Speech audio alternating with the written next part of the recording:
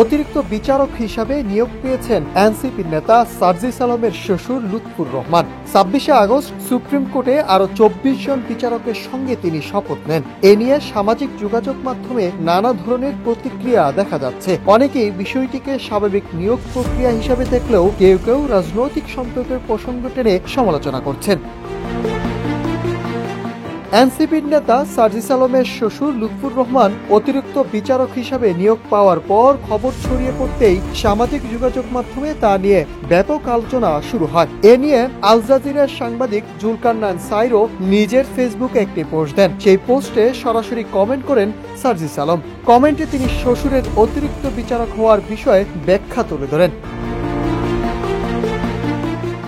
ওয়ালটন এখন দেশের সীমানা পেরিয়ে পৌঁছে গিয়েছে 50টিরও বেশি দেশে। ওয়ালটন, ঘরে ঘরে, বিশ্বজুড়ে। সার্জিস আলম তার মন্তব্যে শ্বশুরের যোগ্যতার বিষয়টি উল্লেখ করে লিখেন, আমার নিকট আত্মীয় 1991-92 সেশনে ঢাকা বিশ্ববিদ্যালয়ের আইন বিভাগে ভর্তি হন। ভর্তি পরীক্ষায় তিনি প্রথম স্থান অর্জন করেন। এইচএসসি ও এইচএসসি ফলাফলের ভিত্তিতে সম্মিলিত মেধা তালিকায় খ ইউনিটে 19তম হয়ে তিনি আইন বিভাগে ভর্তি হওয়ার সুযোগ পান। তিনি আরো জানান, ঢাকা বিশ্ববিদ্যালয় থেকে এলএলবি ও এলএলএম সম্পূর্ণ করার পর 1998 সালে তিনি বাংলাদেশ বার কাউন্সিলের পরীক্ষা উত্তীর্ণ হয়ে আইনজীবী হিসাবে কর্মজীবন শুরু করেন।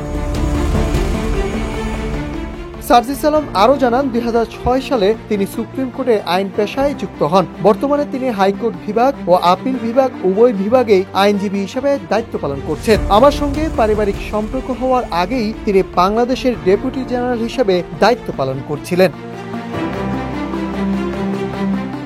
এদিকে সার্জিস আলমের দাবি, তার শ্বশুরের শতাধিক জুনিয়র বর্তমানে সুপ্রিম কোর্ট ও নিম্ন আদালতে প্রতিষ্ঠিত আইনজীবী হিসাবে কাজ করছেন। নবগঠিত সুপ্রিম জুডিশিয়াল অ্যাপয়েন্টমেন্ট কাউন্সিলের সব যোগ্যতার শর্ত পূরণ করে এবং যাবতীয় বাছাই প্রক্রিয়া উত্তীর্ণ হয়েই তিনি এই সম্মান অর্জন করেছেন। তিনি আক্ষেপ করে লিখেন, এখানে তার দীর্ঘদিনের যোগ্যতা ও পরিশ্রমকে একপাশে রেখে শুধু আমার নাম টেনে আনা সংকীর্ণ মানসিকতার পরিচয়।